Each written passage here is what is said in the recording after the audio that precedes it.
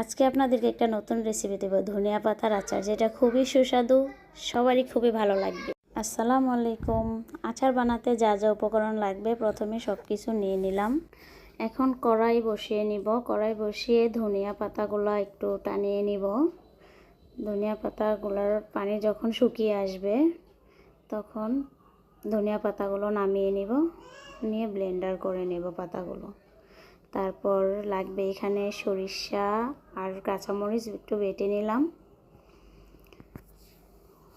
তারপর সব কিছু একে একে রেডি করে নিলাম। এখন আবার কড়াই বসিয়ে নিব। কড়াইতে খাঁটি সরিষার তেল দিয়ে দিব। তারপর সরিষার মরিচ বাটাটা দিয়ে দিব। এখন রসুনগুলো ছুলে নিয়েছিলাম, রসুনগুলো দিয়ে দিলাম। শুকনো মরিচ দিয়ে দিলাম তেঁতুল। ভালোভাবে একটু নেড়ে চেড়ে নিব। কত সুন্দর একটা কালার চলে আসলো। এখন দিয়ে দিব ব্লেন্ডার করা ধনিয়া পাতাগুলো দিয়ে বেশিক্ষণ নাড়তে হবে না, 1-2 মিনিট নেড়ে চেড়ে তুলে নেব। আচার হয়ে গেল।